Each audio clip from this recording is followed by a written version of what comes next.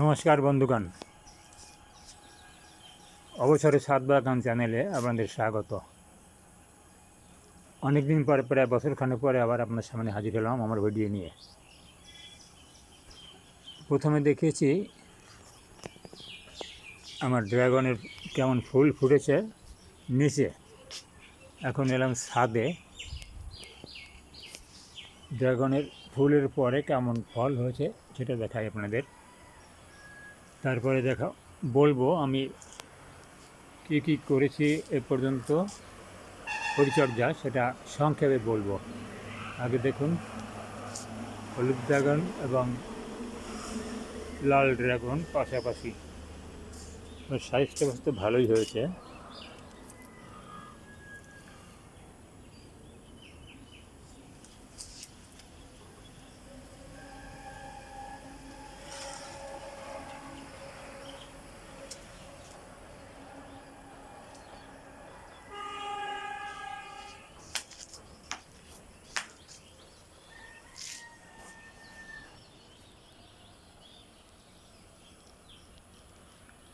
এবার পেছন দিকটায়, অর্থাৎ ছাদের পাঁচিলের দিকটায় চলে যাব।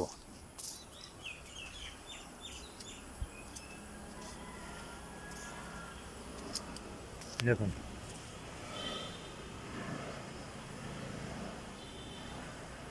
পেছন দিকে যা একটু অসুবিধে ঘটে গেছে। যাই হোক, এবারে আমি বলি আমি কী কী পরিচর্যা করেছি। এবং প্রথমত আমি ফুলের কৃত্রিম পরাগ সংযোজন করেছি, অর্থাৎ ফুলের রেণু কালেকশন করে পরাগ মিলন ঘটিয়েছি আমি। তবে এটা ক্রস পলিনেশন করেছি, অর্থাৎ লাল ড্রাগনের রেণু নিয়ে হলুদ ড্রাগনে মিলন ঘটিয়েছি। তাতে বেশ সাইজ ভালোই হয়েছে। এটা সাইজ দেখুন। কিন্তু লাল ড্রাগনে তেমন সাইজ ততটা আশানুরূপ হয়নি, যদিও বড় হয়েছে। আমার ধারণা লাল ড্রাগনে ক্রস পলিনেশন হয়নি, লালের পরাগী আবার লালের পরাগী আবার লালে দিয়েছি। আর হলুদের ক্ষেত্রে লালের পরাগ হলুদে মিলন ঘটিয়েছি। দেখি নেক্সট টাইমে যখন ফুল আসবে তখন ভেবেছি ওটারও ক্রস পলিনেশন করে দেবো, অর্থাৎ হলুদের পরাগ নিয়ে লালের পলিনেশন করব। যাই হোক, এবার আমি কি কি করলাম অতি সংক্ষেপে বলছি।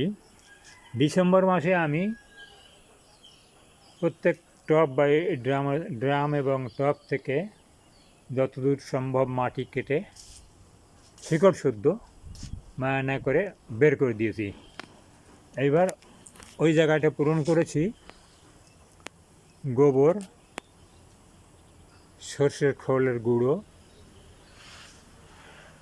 হাড়ের গুঁড়ো, নিম খোল এবং ডিমের খোসা চূর্ণ।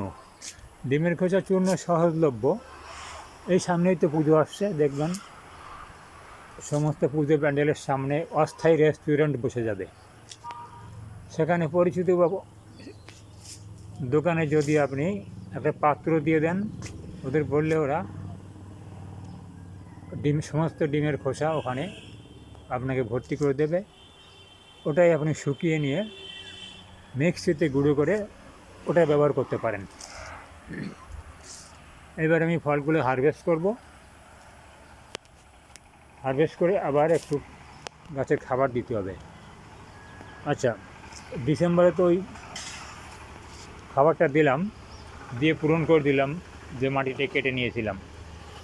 তারপরে আবার ফেব্রুয়ারি মাসে আবার ওই দিলাম অল্প করে।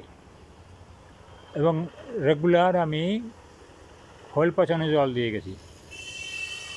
আর প্রতি 2 মাস অন্তর অন্তর কিছু মিশ্র খাবার ওই একই জিনিস অল্প করে দিয়ে গেছি। কিন্তু এবার মাটির টবগুলোতে এবং কয়েকটা টবে দেখুন এই 20 লিটার যে জলের বালতি, ওর মধ্যে কিন্তু জায়গা নেই এর, যার ফলে আমি ওখানে রাসায়নিক সার দিয়েছি 1 চামচ করে 10-26-26, 10-26-এ নাইট্রোজেন কম আছে, 26-26 ফসফেট এবং পটাশ রয়েছে, ওটা ব্যবহার করেছি। এবং এখন আজকেই ফলগুলো কেটে নেব, তারপরে আমি আবার ওই সার অল্প করে দিয়ে দেব। এটা পিজিআরও দেওয়া যেতে পারে। দেখ বন্ধুগণ, এই হলো আমার আজকের ভিডিও। আপনার যদি ভালো লাগে একটু লাইক দেবেন। আজকে এখানেই শেষ করি, পরবর্তীতে আবার ফুল এলে আপনাদের সঙ্গে আবার ভিডিওর মাধ্যমে দেখা হবে। নমস্কার।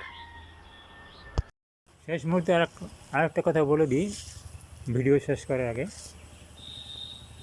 আপনারা দেখতে পাচ্ছেন আমার ড্রাগন লোহার বারের উপর রয়েছে।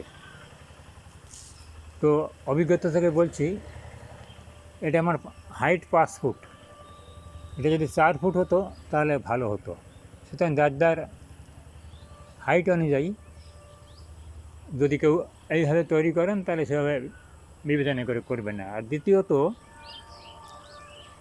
আমি পিছন দিকে যেতে পারছি না, অর্থাৎ ছাদের পাঁচিলের দিকে, ওখানে জায়গা কমে গেছে। কাজেই ছাদের পাঁচিল থেকে একটু প্রয়োজনীয় দূরত্ব বজায় রেখেই এগুলো স্থাপন করবেন। যারা ছাদে চাষ করতেছেন তাদের উদ্দেশ্যে বললাম। নমস্কার।